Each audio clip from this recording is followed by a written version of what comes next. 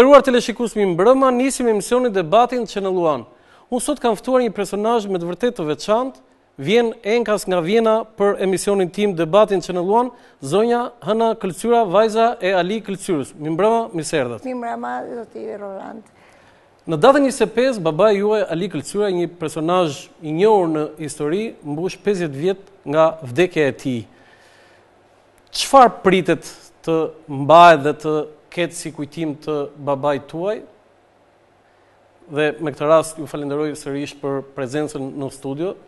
Shumë falenderit, që është hera e dytë që kemi rastin të flasim bashkë.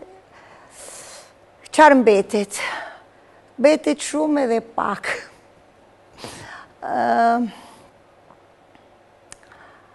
Baba im është një figurë, jo pse është baba im, e gjej shumë interesante,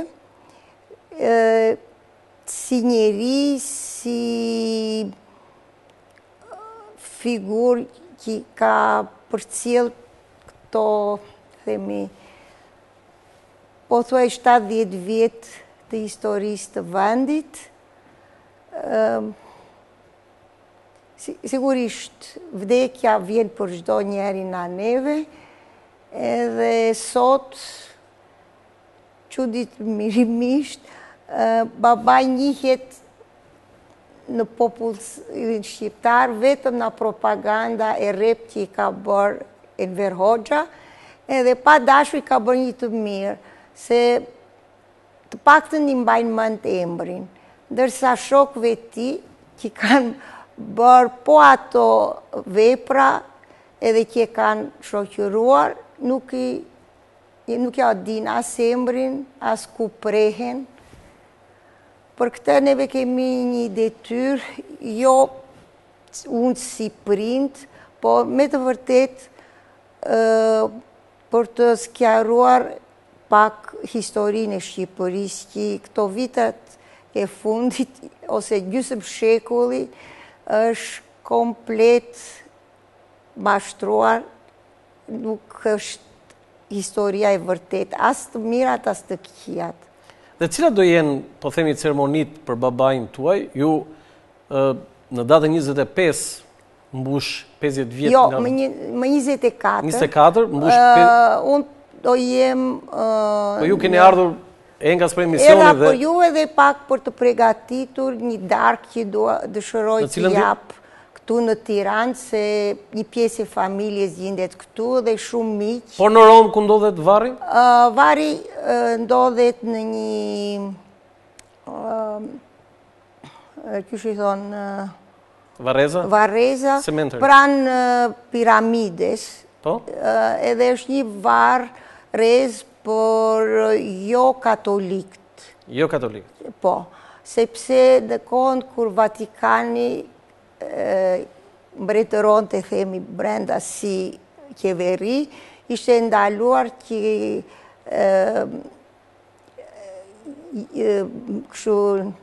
të vdekur jo katolik të varroseshin brenda mureve të Romës. Kështu që u zgjodh ky vendi, edhe atje ka një shumë të njohur e të shquar, themi si djali Goethe, se kështu. Okej, për gjithë ata që nuk e njohin Ali Këlqyrën, ose që e njohin keq, me fam të keqe, jo ashtu siç ishte në vërtet, unë kam përgatitur një insert në rubrikën 50 foto dhe fakte. Të ndjekim pjesën e parë, ju lutem regjia transmetim të insertit, rikthehemi në studio për të diskutuar.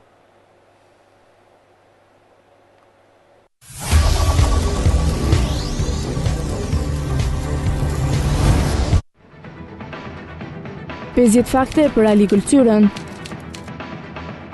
1. Ali Këlqyra është një nga figurat më të rëndësishme në historinë e Shqipërisë. 2.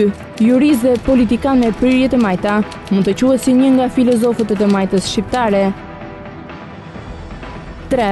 Me 24 shtator 2013, mbushen 50 vjet nga vdekja e Ali Këlqyrës. 4. Ali Këlqyra lindi me 28 maj 1891 në Këlqyr dhe vdiq me 24 shtator 1963 në Rom. 5. Kjo është një nga familjet më të mëdha në vend dhe mbiemrin e ka marrë nga qyteti i Këlqyrës. 6. Qyteti i Këlqyrës dikur quhej Klisura dhe vjen nga klausura ose klafsura, që do të thotë gryk. 7. Ali Këlqyra ishte martuar me zonjën Advije Evrioni, nga familja e madhe e Evrionëve në Berat. 8.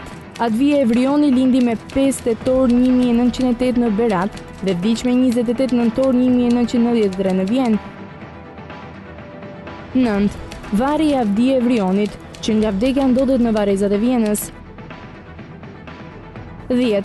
Edhe pas 50 viteve varri i Ali Këlqyrës ndodhet në Varrezat e Romës. 11. Në Romë dhe në Tiranë pritet të nderohet figura e tij në 2 ceremoni familjare. 12.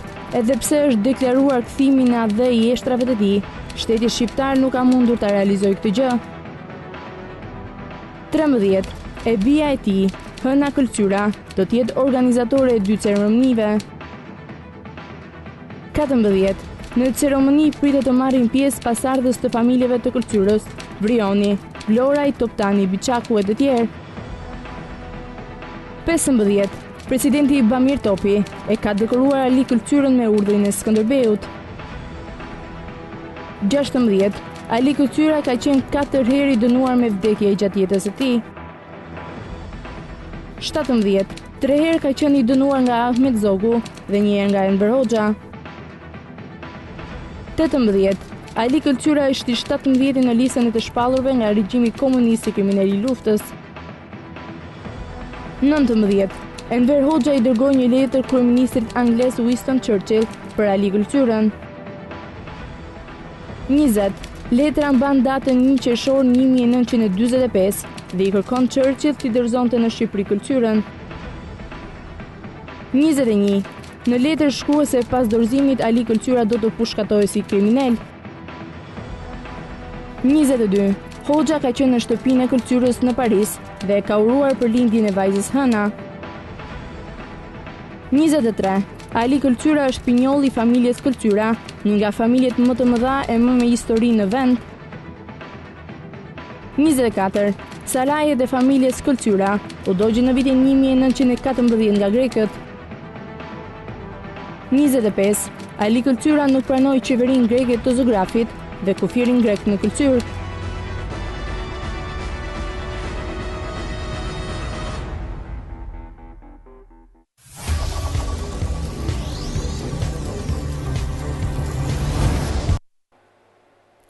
Faleminderit, të kthehemi sërish në studio. Zonja Hëna, unë kisha sjell për teleshikuesit, po edhe për ju, për disa fakte dhe foto për atë që ka kaluar babai juaj. Mendoj që nga gjitha këto dhëna, për një pjesë mund t'i din, një pjesë jo. Unë mendoj që ta nisim me një detaj shumë interesant. Me ndihmën tuaj, unë kam gjetur një dokument të siguruar në arkivat e Londrës që bën fjalë lidhur me një letër që kryeministri i asaj kohe të vitit 1945 Enver Hoxha, kryeministri i Shqipërisë, i ka dërguar një letër kryeministrit anglez, homologut anglez Winston Churchill, që Ali Këlqyra të kthehej në Shqipëri dhe ta ekzekutonin si kriminal lufte. Si është historia e kësaj letre? Historia e kësaj letre është gjendur nga profesor Destani në Londër. Bedullah Destani. Po. Edhe ma dërgoi. Nuk kërkohet vetëm babai. Po është numri 1. Po është i pari. I pari, i dyti është Mithat Bej Frashëri, i treti është Abbas Kupi. Ndërkohë regjia, të lutem, fal, ndërkohë regjia mund ta japin mund ta paraqesë në ekran pikërisht letrën që kryeministri Enver Hoxha e ka dërguar Winston Churchill. Po, zonjë? I treti është Abbas Kupi, i katërti është Kadri Cakrani. I pesti është Koçomuka Nahimara, edhe i 6 është Vehip Runa.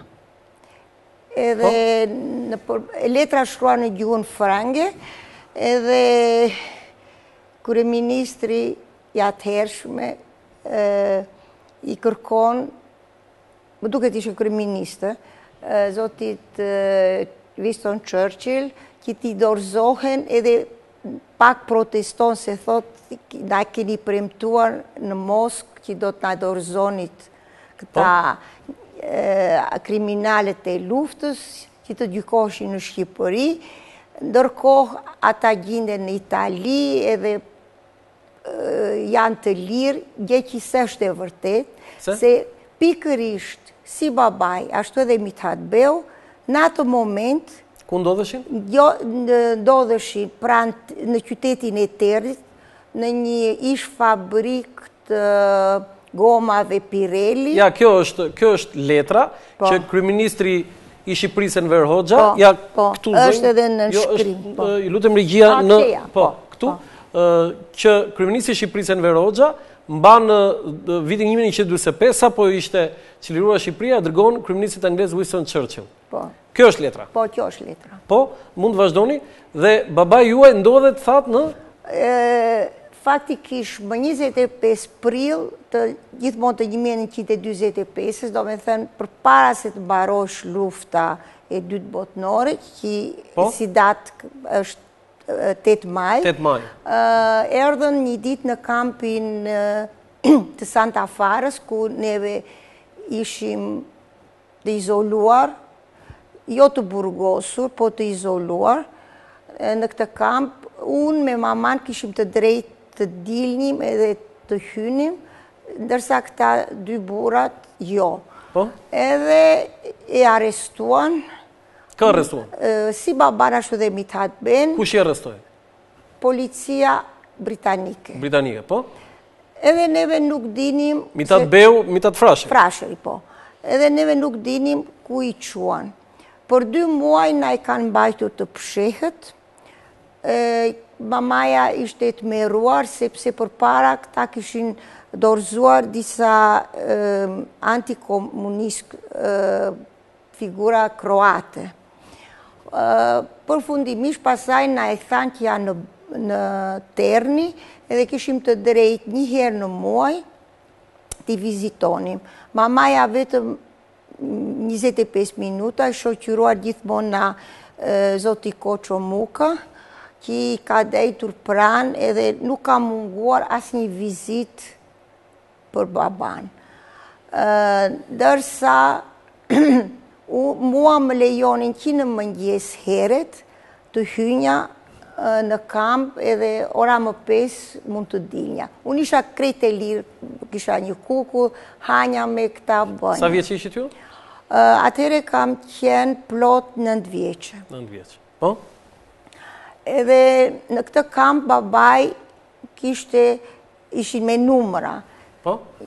Ka patur edhe Mithat Beu një numër, dajnë së bashku gjatë 7 muajve. Mithat Beu që ishte 20 vjeç më i math, pati problemit sa shqetësimin në zemër, kështu që një dite sekretari përgjithshëm i Ballit, kombëtar Vasil Andoni, erdhi edhe në vend të Koço Mukës, ai me shoqëroi maman, edhe i kërkoi babait që t'ju deklaronte aleatëvet se Mithat Beu ishte si kryetar nderi i Ballit, me që ka qenë djali i Abdyl Beut. Abdyl Frashët, po? Ndërsa, do me thënë, kryetar honorar. Ndërsa babaj duhesh të thoshte që ishte kryetari efektiv i Ballit, edhe të merte përgjegjësin si për të këqijat ashtu dhe për të mirat që ishte bërë Balli në Shqipëri. Edhe sigurisht babaj e bëri, pas pak dite anglezët e liruan Mithat Ben, ndërsa babaj bëri gjithsej 22 muaj. Në këto 22 muaj, 17 muaj që i burgosur në aleatët, edhe 5 muaj nuk mund të dilte, sepse këto kampet ishin të aleatëvet, po gjindeshin në teritorin italian. Edhe kishin një marrëveshje që kur këta të burgosrit do liroheshin, duhesh të ktheshin në përvendet e tyre. Kështu që babaj duhesh të kthehesh vullnetarisht në Tiranë. Gjë që ishte e pa mundur për të, se e priste litari. Kështu që mamaja ka luftuar, pse kjo është një gjë jo shumë e bukur, që vetëm mamaja ime, nga shqiptarët, ndërsa Julian Emri, që ka qenë si oficer... Julian Emri, që ka qenë në Shqipëri gjatë luftës së dytë botërore si misionar, e shërbimit sekret anglez, dhe më pas në qeverinë e Churchillit ka qenë ministri aviacionit, deputet konservator. Eksaktisht. Julian Emri fliste shumë mirë frëngjisht. Kështu që ka qenë i vetmi me të cilin babaj ka komunikuar pa përkthys. Edhe ka patur një farë simpati. Jo atë miqësinë dhe dashurin që kishte për Abbas Kupin. Po, e ka shprehur edhe në librin e tij. Po. Bitë Shqipës. Po. Edhe megjithatë, me të vërtetë është përpjekur edhe ja harriti qëllimit pas atij incidentit të Korfuzit. Pranë i Julian Emrit ka qenë edhe zonja Herbert. Herbert? Po. Zonja Herbert e njohur në historinë e Shqipërisë, pse familje saja ka banuar gjatë luftës parë botërore, nëse kur u bën ato luftat në Kosovë, në Fier, edhe kishte njohur maman të vogël. Maman tuaj? Po.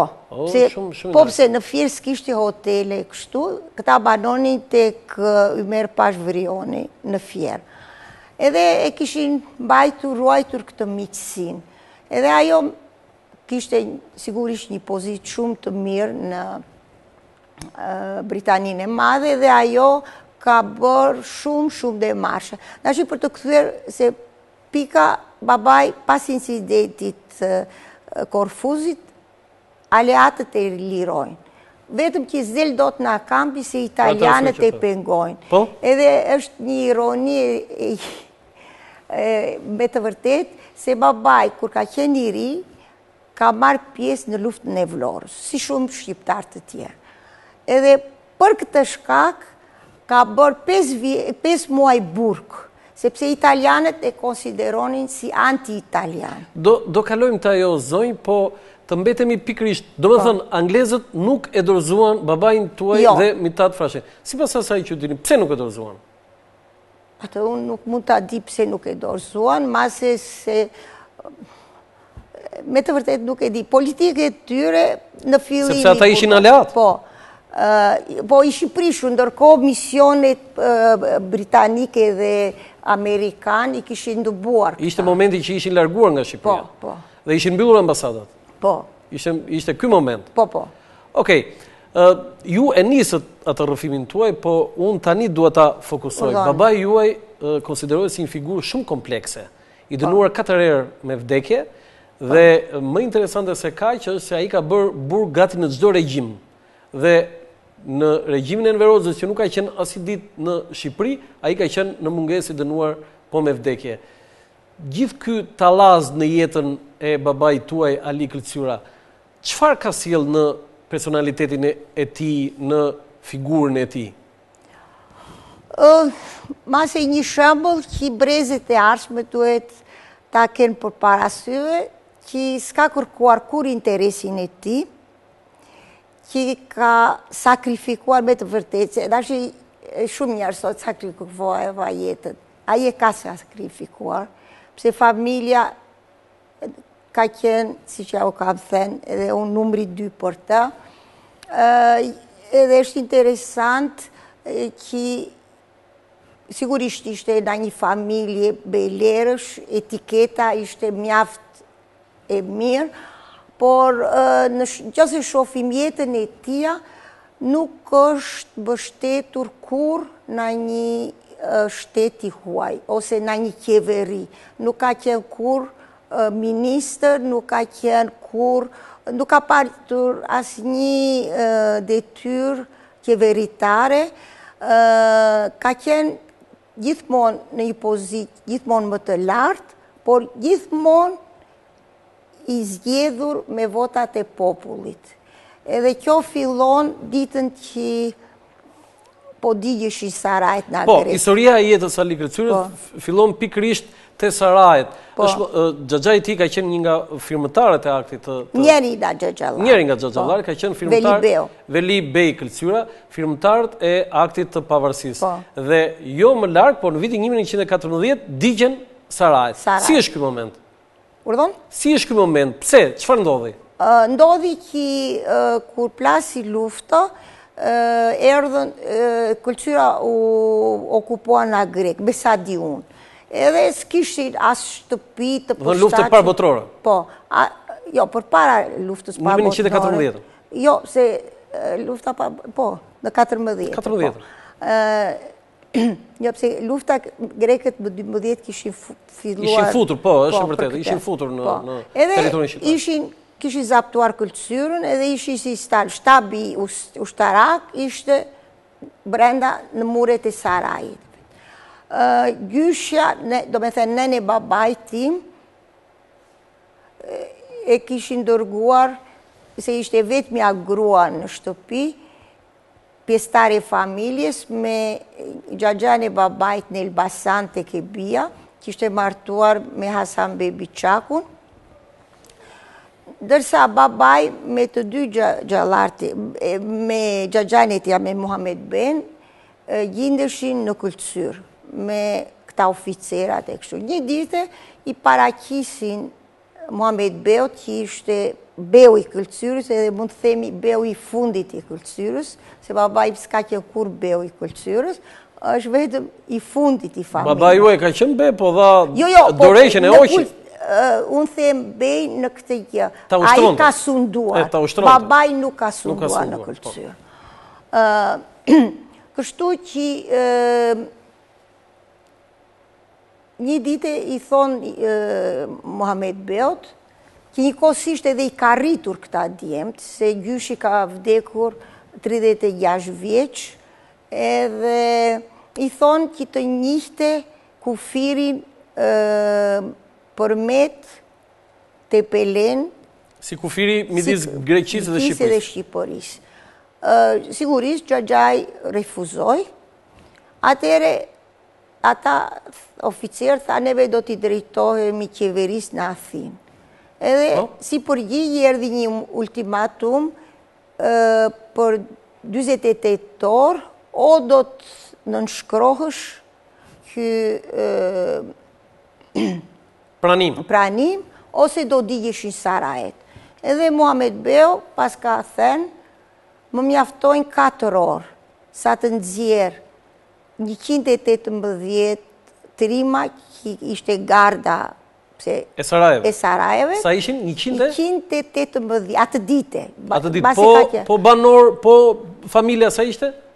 Në atë moment gjithësh vetëm babaj me Xhaxhan. Po sa jetonin atje? Po, babaj kishte edhe 2 vëllezër të tjerë. Ndërkohë regjia, nëse ka mundësi, nëse është e mundur, një foto të Sarajeve, është një foto e vitit 1900, bardhezi, jo me ngjyra natyrisht, që tregon Sarajit në momentin përpara se të digjeshin. Digjeshin, po. Po? Mund të vazhdon? Edhe, si thash gjyshja, nenja e babajt, me Islam Ben, që ishte njëkohësisht kunati saj, po edhe kushiri i parë. Pse prindrit e babajt tim kanë qenë kushiri të parë. Kjo është të djegura, është momenti, është një foto bardhezi ku jo, që është nga shtithi. Po, do të janë të shkatruara. Shkatruara edhe... Bile janë shkatruar edhe shkembi poshtë. Po, edhe me këtë rast, me që kemi këtë foto për para, unë dua të bëj një apel. Është e mundur që ky Saraj, jo për familjen, se unë jam e fundit, po për Shqipërinë, të brohet, të mundësisht edhe të ngrihet, edhe si shumë monumente në jug që po vidhen, po shkatrohen. S'ka ngelur gjë zonjë që të mos prishen dhe Sarajet e Këlqyrave, kështu që gjitha janë prishën, mos ki merak, nuk e kam bërë vetëm Këlqyrave këta. Jo, unë them Shqipëri Këlqyra. Tu po shkatrohet kalaja e Skënderbeut e Krujës. Jo shtëpia e familjes Këlqyra. Jo, nuk po them, nuk është një gjë personale, po them që duhet të shikojmë edhe këto monumentet. Pa diskutim që ajo është me vlerë, sepse janë Po edhe monumente. vendet të tjera ka në që duhet. Okej, dhe grekët e dojgjën Sarajevë. Po, i dojgjën edhe këta ishin Karshi Sarajeve, një pshat që e quajnë Suka. Po? Suk, ka që dhe të kjeja aty, edhe ishin dhe njerës të popull. Atere i thanë babajt që hajde me neve që të luftojmë Grekët. Edhe babaj tha, po zvi dot, sepse nuk di të përdor armë. Dërsa pjesartë e familjes Këlqyra kanë qenë të tërë gjahta, babaj e ka urrejtur gjahun. Kështu që ata i thanë, neve nuk kemi nevoj për përdorimin e armëve nana jote, neve kemi nevoj vetëm që ti të hecish për para, edhe neve vim na prapa për të luftuar. Edhe për këtë thash, ky është praktikisht fillimi i jetës politike të babait tim. Qartë. Nuk është që ai e zgjodhi. Ndodhi ata e dojgjën. Edhe pas kësaj ngjarjes, më vonë u njoh më shumë në popull e kështu, derisa më vonë merë pjesë në, si që thash, në luftën e Vlorës e në këto gjera. Jo, do ndalemi dhe ta i moment, po është i moment që baba juaj ka takuar dhe Ismail Qemalin kur ishte kryeministër. Ati ta ka takuar, ja u thash herën tjetër, me rastin ati një konferencë për shtyp? Konferenci bët ju... Jo, bët një reportaż. Flas momenti që Ismail Qemali në detyrë kryeministër ishte duke dhënë një konferencë. Jo, babaj vjen me këta muhaxhirët, i thoshin. Edhe pyet çfarë po bëhet, qysh i thonë që Ismail Beu po jep një konferencë gazetarëve të huaj. Edhe babaj vete për ta dëgjojë edhe për ta parë se nuk e njifte, se kishte parë ky Veli Beu e njifte, po babaj jo. Edhe e digjon si Ismail Beu jep informata për mi situatën në kufit në jug, në mes të Greqisë e Shqipërisë. Edhe ai si diplomat, si qeveritar, kërkonte të jepte përshtypjen që situata nuk ishte aq agresive. Dramatike. E dramatike. Kështu që babaj që vinte na fronti, u revoltua, edhe e ndërpret Ismail Ben në gjuhën frenge, duke i thënë shkëlqyesi, më duke se jeni mirë informuar. Se unë vi na fronti, edhe situata është krejt tjetër. Atëre gazetarët kthehen, sigurisht Ismail Beu nuk je shumë i kënaqur nga kjo ndërprerja që i bën babaj gjatë intervistës me gazetarët, edhe i thot për çil gazet shkruan, se e pandeu një gazetar që ishte vajtur në front.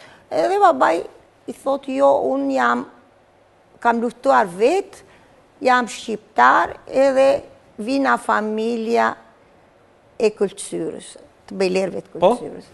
Kështu që ai u çudit një herë, pse fliste shumë mirë frëngjisht edhe nuk e njifte, edhe kjo është pjekja e para dhe e fundit. E para dhe e fundit me Ismail Qemalin, dhe fati ishte që të takonte kryeministrin në detyrë. Po. Ky, thatë ju, ishte fillimi i aktivitetit politik të Alibej Këlqyrës. Po. Aktiviteti tjetër ishte pjesëmarrja në luftën e Vlorës? Jo, pasaja në kohën e Princ Vidit, babaj gjindesh përsi në Vlorë edhe ka pritur mbretëresh Sofi, i ki thoshin mbretëresh, po si ishte mbretëresh, ishte princesh. Princesha Sofi. Muri Princ Vidi edhe shqiptarë thonë, Princ Vidi edhe mbretëresha Sofi. Do me thënë, janë... Qartë. Po. Edhe i kam bajtur edhe asaja një fjallë, më duke që është një nga fjallimet e para që kam bajtur në publik, në gjuhën frenge, që ajo s'dinte shqip, edhe babaj nuk zotronte shumë mirë gjuhën gjermanishte si gjuhën frenge, edhe pasaj vjen luftë e Vlorës, edhe për këtë shkak Italia me të drejtë thoshte që babaj nuk ishte vetëm antifashist, po ishte anti-italian. Se na ka luftuar, i tha mamas, na dosjet që kemi, në një kohë kur fashizmi nuk ishte dalë në shesh në Itali, edhe kur kryeministri i Italisë ishte Giolitti, një social-demokrat. Okej, unë të kërkoj ndjesë për ndërprej publicitare në këto momente, publicitet e rikthemi sërish në studio.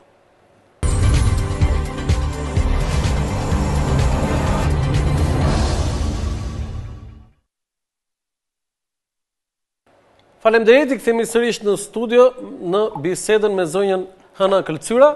Mbaroi lufta e Vlorës. Kemi një moment historik shumë të rëndësishëm për Shqipërinë. Kemi Kongresin e Luqës dhe Parlamentin e parë.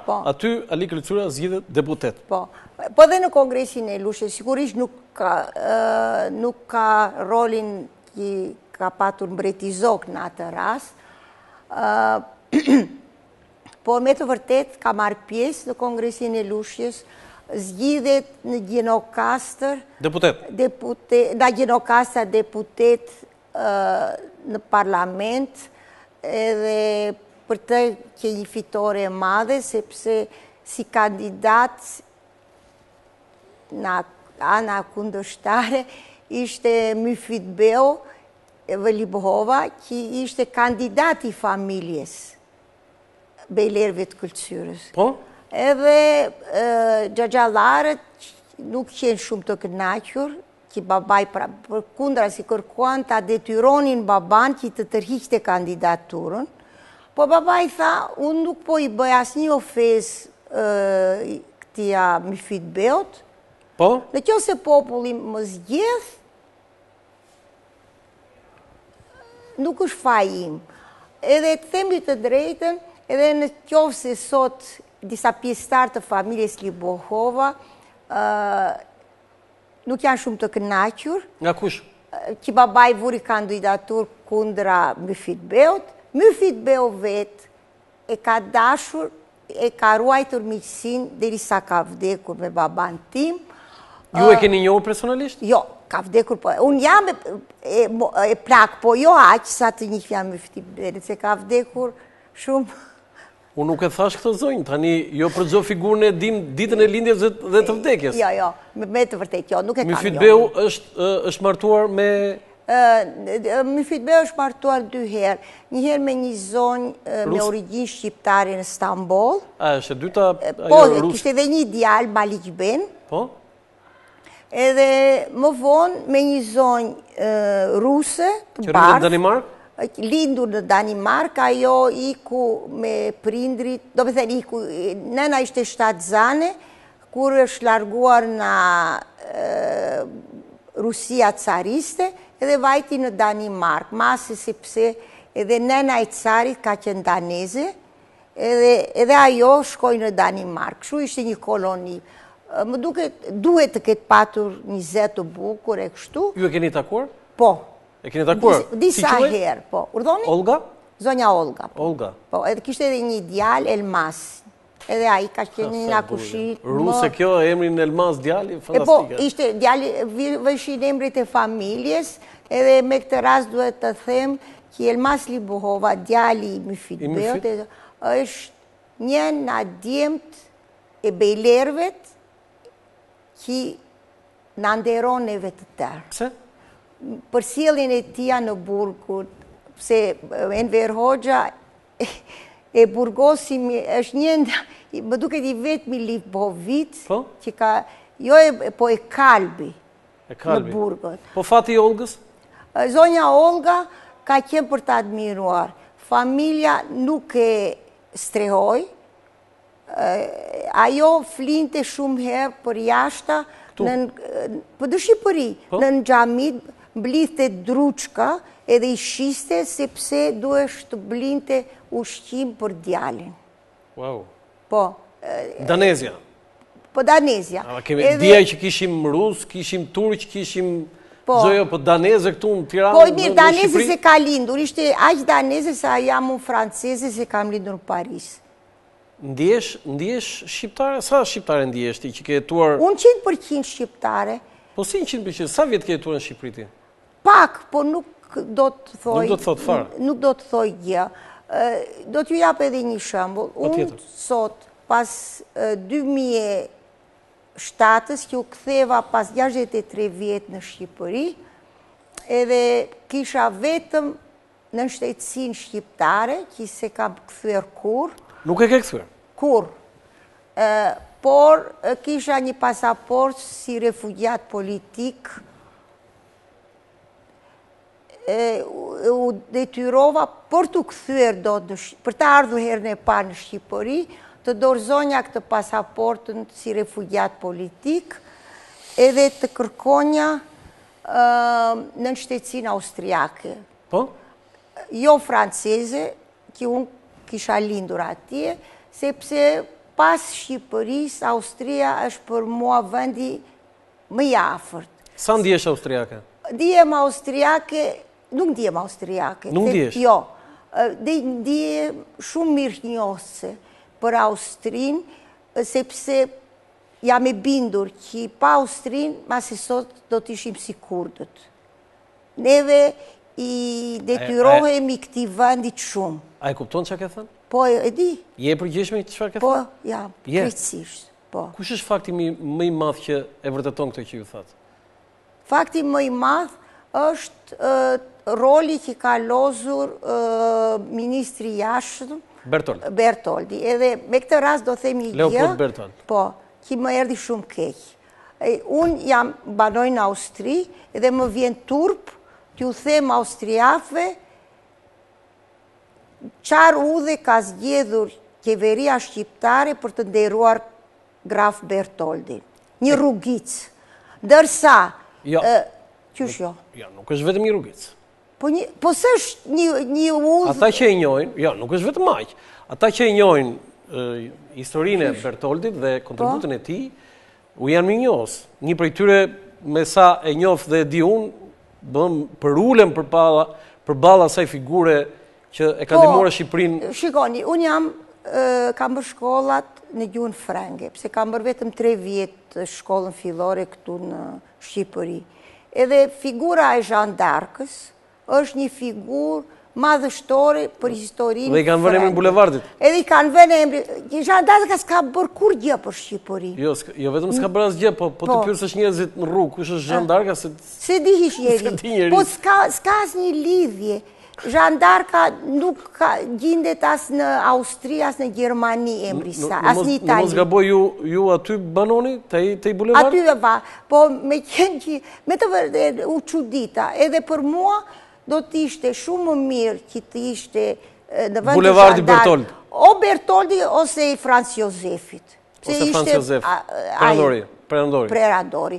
Po jo një rrugis ka që të vogël. Zonjë, kemi një mesazh shumë interesant nga ish deputeti Sadedin Balla, nuk e di nëse keni dëgjuar ndonjëherë, deputeti i Kryes i Partisë Lëvizja e Legalitetit, një personazh i njohur, i cili thotë: Ali Këlqyr dhe Mithat Frashi e të tjerë ballistë i ka shpëtuar Abbas Kupi që ka ngulmuar të anglezët dhe ka qenë garant për ta te aleatat. Emri ndërhynte për hir të Abbas Kupit. Hëna duhet ta thoshte këtë. Nuk është e vërtetë. Më vjen shumë keq. Shqyr që në këtë Britaninë e Madhe, në Angli, arkivat janë të hapura, dokumentet janë atje, në qoftë se gjendet një dokument në ana e Abbas Kupit, përkundrazi, unë për Abbas Kupin kam respektin më të madh, se është i vetmi shqiptar që hodhi 10 pushk kundër Italisë kur na pushtoi. 10 pushk? Po mirë, 10, tash i thi, 10 pushk aq ishte. Vra dhe njerëz aty. Po, e hodhi. Edhe babai im ka qenë ai që në Strasburg, kur shkoi një herë në shoqërinë e zotit Kupi,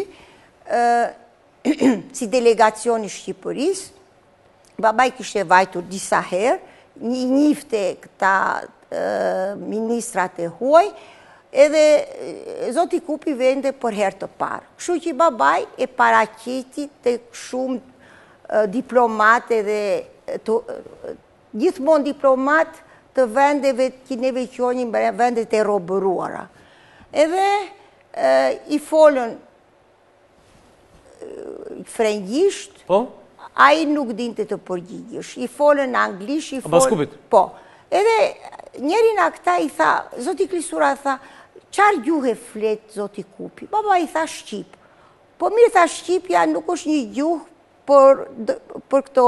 Komunikim ndërkombëtar. Po. Edhe baba i tha, neve zotin Kupi nuk e kemi prur sot, tha, që të mbaj një fjalim, e kemi prur që populli shqiptar, që është sot në dhunën e komunizmit, mase do të ketë mundësin të digjoj që zoti Kupi merë pjesë në delegacionin e shqiptar në Strasburg. Sepse tha është një vetëmi shqiptar që i doli italianve me pushk, sigurisht proporcionet ishin 1-0, por tha për neve është një hero. Qeku, pse ishte Çekoslovaki gjatë këtyre komunizmit, a i e uli kokën, se Çekia kur u hyri Gjermania nuk hodhi as një pushk. I latë hynë, sigurisht bëri atentatin atyre, më duke të Hajderit ose kështu, por baba im, edhe kundërshtar nuk e kishte Abbas Kupin, por themi nuk ishte, s'ka qenë kurzogist. Por, kur vjen momenti i vendit, neve duhet të harrojmë, është komunist, është socialist, është... Okej, i lutem na tregoni atë detajin që përpara se të deklaronte në parlament heq dorë nga titulli bej, baba juaj Eli Këlqyra ka pasur një bisedë me banorët e zonës Këlqyrës për atë çështjen e kullotave. Ajo është kur vuri kandidaturën për deputet. Për deputet. Dhe fushatën e para elektorale e bëri në Brezhan. Në vitin? Për para 20-ës, nashi nuk e di, nuk e di kur ua parlament. 20-21. Edhe Brezhani ka qenë prona e familjes tonë. Po ishi shumë të egër. Brezhani është një fshat afër Këlqyrës. Afër Këlqyrës. Edhe marë fjalim, ju shpjegoj që është demokracia, që është socializmi, ato gjëra. Edhe më në fund, pas një ore, i pyeti, në kjo se unë do të më zgjedhni si deputet, dua të di qarë kërkesa kini juve që unë në parlament ti plotësoj. Edhe me ndonde shkollë, uj, nuk e di, një gjë të tillë. Priste. Ata i thanë, neve duam kullota. Atëherë baba ju çudit. Kullotat ishin pronë. I thotë, këtu vetëm kullota kini, qarë doni më shumë? Ata i thanë, jo, këto kullotat janë tuajat, neve s'kemi. Të familjes Këlqyra. Po. Atëherë baba me të vërtetë u trondit, edhe pronat nuk ishin ndarë akoma. Do të thënë, si thoshte Muhamet Beu, tërë Këlqyra ishte në një dorë. Kështu që baba ishte pjesëtar i familje, po s'kishte pronat të tija. Të veçuara. Të veçuara. Edhe babaj, pa me nduar 2 herë, ju thot, atëre këtë po e skjarojmë, pa u pritur që të zgjidhesh, unë po ja u falë. Kullotat. E ja u falit të tëra. Në 1120. Në 1120 edhe pa që u zgjidhe. Kthehet në shtëpi u bën nami. Pse gjëgjallarët i thanë, qysh ti guxon të falish kullotat që janë prona jone për bashkët. Edhe i thoshte... Ata gjëgjallarët pas kanë qenë si tani. Po, gjëgjallarët i thoshin që duhet t'ja u ktheq fjallën për këtë që i ke bërë. Baba i tha, jo.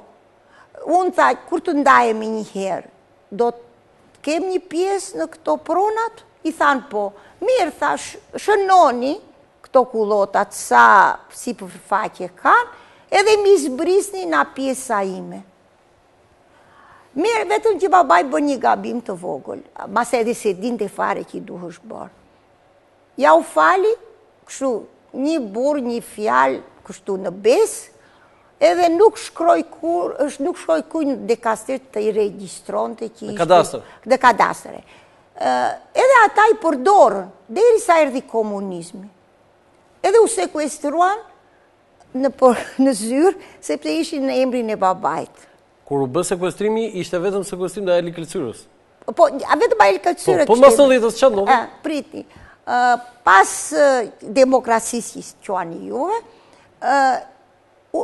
Shega, që ishte kushira ime, edhe i babait, më merë në telefon se unë nuk desha të kthehem në Shqipëri, për para se babait të rehabilitohesh, më thot, Hena të lutem, thot, na kanë kthyer kullotat e Brezhanit. Thot, pse figurojnë në emrin e babait. Qarë të bëj? Ajo tha, unë e di, tha që Aliu ja ka falur. Edhe u i thash, po, edhe unë e di, edhe këto të kthehen. Edhe u kthyen. Kujtë ja dha tyve? Komisionit që ja dha. Pasardhësve të atyre që i kishin? Jo, Brezhanit. E pra, banorve aktual që... Edhe neve si kemi, neve na janë kthyer disa 50 hektar. 25 mua edhe 25 Shegës. Unë kam sot vetëm 25 e Shega me vdekjen e saja ja u ka lënë kushrinjve të familjes Vrioni, me të cilin banonte. Ati në Këlcyrë? Jo, ajo banonte në Durrës. Jo, flasë në ati jo, ato të mua më thanë, pasaj më skjarua, se dhe unë si baba im nuk i dinja këto ligjet, më thanë që unë duhet të vete në përmeta, më duket në përmet, edhe të bëj në gjykatore një si proces verbal, pse, po mos të, unë ja ktheva komisionit, po Brezhani nuk është që mori gjë. Ato duhet të kthehen banorve të Brezhanit. Do t'a bësh këtë? Do t'a bëj, po. Si do t'a bësh? Po, kam një avokate atje, edhe duat të bëj këtë proces. Pasardhësve të atyre që u dha Aliu? Po. Shumë interesant. Sigurisht. Për sa persona bëhet fjalë? Sa janë ata? Po nuk e di sa janë. Unë nuk di as sa kam gjithsesi. Se mos dali më shumë nga që ka dhënë Aliu? Po mund edhe të dali, po ashtu kështu mua më kanë mashtruar, sepse mi kthyen edhe brenda ka si përfaqe tokë buke. Këtu në Shqipëri nuk ka njëri që ka pas një pronë dhe është i kënaqur sot. Gjithë thonë që mua pronat unë i kanë dhenë, më kanë mashtruar, më kanë vjedhur. Jo, unë po ja u them me 2 fjalë, juve mund të shkoni, që është një zotni që donë të ti blinte dhe janë të fotografuara. është si lëkura e leopardit, që ka brenda toka. Mua më janë këthyër, po jo ato tokat e buka, ato janë prona të pshatarve që janë. Sa bukur e the këtë pshatarve. E me nuk e di qysh që u the. Pshatarve, po është dialektore e asaj zone, po para 100 vjetës. Më falë. Okej, jo, nuk ka problem, folë si duash ti. Ajo gjua jote është kështu bio. Po, është qika antike. Kështu që unë themi, do kem vazhdimisht se këta nuk ka na një helikopter që të zbresin në për këto arat, t'i kositin, t'i mbjellin. A i bëjnë kullot ata zonjë që mirja u dhurove ti, a i përdorin ata, po? Po, i përdorin. Qa bëjnë ata këto kullotat? Na këto kullotat marë 800 euro në vit të ardhur. Në vit. Në vit? Po. Këto pa është pasuria e belerve të Këlcyrës. Okej, se o kemi fajne. Në vitin 1124, edhe pse Ali Këlcyra mbështeti Fanolin, Ali Këlcyra më bën përshtypje nuk mori post. E thatë juve që a i s'ka marrë asnjëherë post. Asnjëherë. Pse Fanoli nuk i dha post? Na shi duhet ta pyesim Fanolin pse nuk i dha. Fanoli ka vdekur, zonjë? Ka vdekur, edhe unë nuk e di. Po është një fakt që nuk i dha. Marim këtë... që ka e mbrin...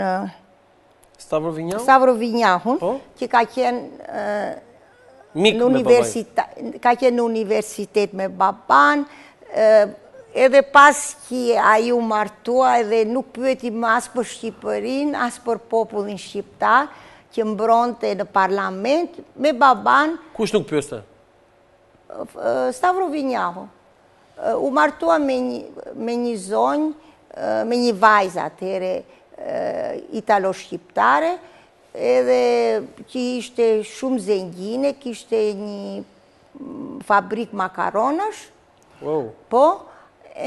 Zengin ju thoni të pasur? Të pasur, po. Edhe që Stavro Vinjahu është edhe ai që babaj ka rahu në parlament. Ashtë nuk e di e rahu, po e goditi, po e hodhi në tokë. Edhe... Ani, po e hodhi në tokë? E goditi. Në Shqipëria, jo në Austria, e rahu i thonë? E rahu, mirë.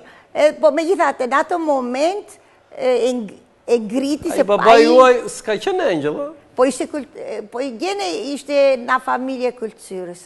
Po pse po t'jesh nga familje kulturës? E neve jemi në qik i themi gjerat kështu. Do me thënë, këj parlamenti sot, zonjë që zien e rrien aty nga Ali Kultura ka pasur modelin. Po, unë kam edhe në gazet.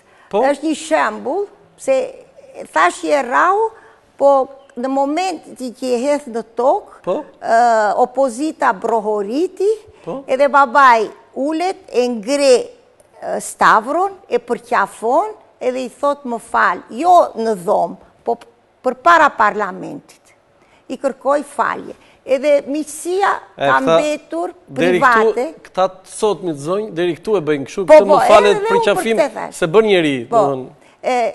Por duhet të them edhe një gjë. Pa tjetër. Se është interesante, unë kam vazhduar, edhe unë e kam njohur Stavro Vinjahun, u rrita, kam vajtur në shtëpinë e tia me baban, se banon gjithmonë në Brindisi, edhe Brindisi për të ardhur në Shqipëri edhe në Egypti kalojmë gjithmonë në Brindisi. Brindisi mua më duket kështu si durësi jashtëm. Mirë, ashtu. Por Stavro Vinjahu nuk i ka dërguar babaj që shkronte një gazet në Rom, na aja në zet, me ndihmat që merte në shokët në Amerikë, nuk i ka dërguar sikur 20 euro. Jo që ta ndihmonte ekonomikisht. A i shoku i parlamentit, i universitetit. Po, arronda ja i kështë raur të i dërgonë dhe 20 euro. Po, misin e mbajtën ata. Dërsa, përsi po them, një këlqyriot në fshatrat e Katundishtës, Muhamet Poli, që ka qenë edhe këtë fjallë në shido qeshdi. Qahajaj? Një në atë 4 qahajat e Muhamet Poli. Një qahajaj, shërbëtori. Jo, shërbëtor nuk ka qenë. Administratori. Administrator ka qenë. A i, kur i dërgoj babaj, i kërkoj një qek prej $300, ja dërgoj, babaj i kishtë dërguar dhe një dëftes, që në kjo se nuk do t'jem në gjindje të t'i kthej, ti shko në këlqyr meri, pëse nuk pandeu që komunizmi do vazhdon të 50 vjetë, a i, deri sa ka vdekur babaj im, i ka dërguar $300 gjdo muaj. Që të keste babaj... Shumë interesante. Po. Po, Noli, pse nuk e patën, sepse a i adhuron dhe Nolin për i të vërtetës, babaj juaj? Babaj im, po, si të tërë këta të rinjë, kur je i ri, je o ekstrem, i djathtë, o i banjë, se pasaj me moshët harin në midis. Pasaj mos harojnë kulturën që kishte imzot Fanoli, edhe që kishte një admirim të madh. Dhe i mori pjesë Aliu në atë që u quajtë Revolucionin Demokratiko-Burgjez, por që në fakt nuk ishte Revolucion Demokratiko-Burgjez, që i ngry shteti, zonjë. Po ishte, po ato ishi kushtet, më demokrate... Ju e pranoni këtë që ishte ngry shteti, jo revolucion? Nuk e di, nuk kam qenë atëre... Babaj, ju e qëfar thoshtë? Se kemi biseduar. Mua më interesoj vetëm kur babaj një vit për para vdekjes tia, e po që im zot Fanolin në New York. Në New York, në New York, po? E po që pse... Në 62? Po, në 62-shin e kishin ftuar Gazeta Djeli për 50 vjetorin e gazetës.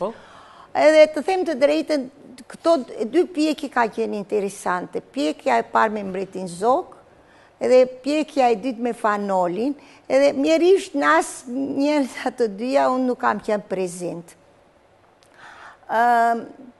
Me Imzot Fanolin, baba e shprishur për punën e Konares në këtë... Konarja ishte komiteti ndërkombëtar komunist? Jo, ishi, po. Organizat Konare, komiteti? Po.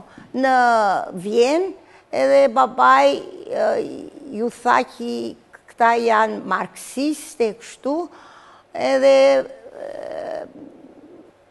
këto mi ka të reguar që Nush Bushati, që ka qenë këtë parlamentin e 20-ës, deputeti më i ri, ka qenë katolik në Shkodra. Sa vjeç? Më i ri, më duke ishte 27 vjeç, po nuk jam sigur mosh. Duhet jetë më i vogël? Ose më i vogël. Nëse nuk e di. 25 vjeç me Zogu ishte ministri i brendshëm. Mirë, po e di që Nush Bushati ka qenë deputeti më i ri, ashtu nuk e di kur ka lindur. Edhe unë e takova në Vjenë kur punonja në ambasadën amerikane, edhe kështu punët e parlamentit, fjalimet e babajt që i thoshin bilbili parlamentit e këto, i kam digjuar në Nush Bushati. Okej, të kërkoj ndjes për ndërprerje publicitare, publicitet e kthehemi sërish në studio.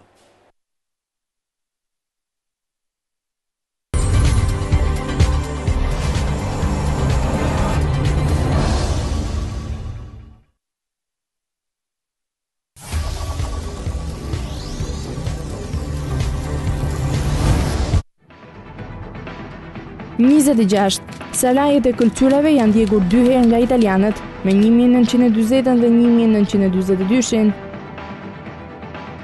27. Gjatë regjimit komunist të Hoxhës, salajet u shkatëruan totalisht. 28. Veli Kulcyra. Xhaxhaja Ali Kulcyrës ishte një nga firmëtarët e aktit të shpalljes së pavarësisë. 29. Ali Kulcyra mbahet mend për aktin e vetheqjes së titullit bej gjatë një mbledhje të parlamentit. 30. Për vdekjen e Ali Kulcyrës ka shkruar dhe shkrimtari i njohur Ernest Koliçi. 31. Koliçi, edhe një tjetër adhëtar shpirtmadh, u shtuka me sy ynë. Edhe një udhëheqës i palodhën që ecne në krye të ardhëve të lirisë, humbi ndërhijet e mëdhaja të dekës. 32. Që në moshë të vogël, ai mundi të fliste përreth gjuhës kombëtare dhe frëngjisht, greqisht dhe turqisht. 33. Mësimet e para, Ali Kulcyra i mori në vendlindje Kulcyr. 34. Më pas ndoqi liceun Galatasaray në Stamboll, studoi në Mulqie, shkollë e lartë e shkencave, politiko-administrative ekonomike. 35. Në 1915 vazhdoi studimet në Fakultetin e Drejtësisë në Rom. 36. Gjatë studimeve, përqafoi idetë e social-demokracisë, miqësohet me Avni Rustemin dhe Stavro Vinjau. 37. Ali Kulcyra mori në luftën e Vlorës në grupin që hapi luftën në Tevelen. 38. Kur PKSH-u themelua në nëntor 1941, Ali Kulcyra e cilësoi si një nga shqetësimet më të mëdha të vendit. 39. Në 1939, bashkë me Mehdi Frashin, është në krye të frontit të rezistencës që kthehet në nacionalizmin shqiptare balli kombëtar. 40. Pas konferencës së Pezës, themeluan organizatën balli kombëtar, shtyllën kurrizore të së cilës e përbënin krerët e dikushëm të Bashkimit Kombëtar. 41. Akuza më e rëndë e regjimit komunist në nënshkrimin e asaj që u quajt marrëveshja Dalmazo-Kulcyra. 42. Marrëveshja i referohet vitit 1943 mes Kulcyrës dhe generalit italian për të mos bërë luftë. 43.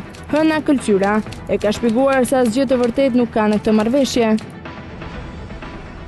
44. Në vitin 1944, ai largohet nga Shqipëria me një peshkareç për të mos u kthyer më. 45. Në emigracion pajtohet me Ahmet Zogun dhe të dy së bashku në Egjipt kalojnë një pjesë të jetës. 46. Sipas të dhënave, Këlqyra kërkonte të bënte rezistent ndaj pushtuesve, duke qenë vetë në Shqipëri. 47. Hëna Këlqyra ka lindur në Paris në vitin 1936 dhe është 77 vjeç.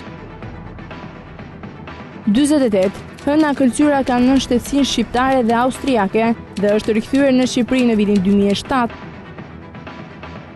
49. Hëna Këlqyra ka punuar në ambasadën amerikane në Vjenë prej 31 vjetësh. 50. Hëna Këlqyra ka vendosur të mos jetojë përgjithësi në Shqipëri.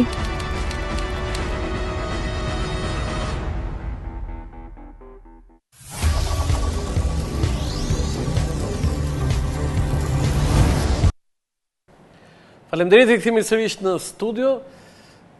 Po ti rendis, ka shumë gjëra aty, pa ajo e fundit që keni vendosur të mos jetoni në Shqipëri. Besoj juve u dhëm shumë, po edhe kur e dëgjojmë ne, domethënë është më e rëndë për ne. Ky është një revolt juaja për atë që nuk i është dhënë babait tuaj?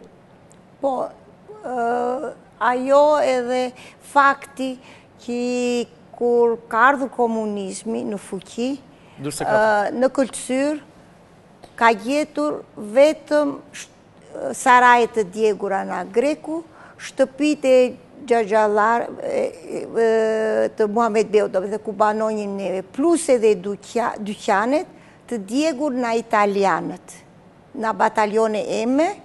Në dhe në shpinu ka djegur Greku, italiani dhe shkatruan pasaj gjatë komunizmit. U shkatruan. Do me thënë që është një familje që u godit jo sepse kaloi ushtëria që luftonte. Është goditur posaçërisht pse ka bërë një rezistencë. Është goditur nga grekët se nuk nënshkroi. Është e vetmja familje mase në tërë historinë e Shqipërisë që pranon të djegi shtëpinë për mos ju ullur një shtetit huaj.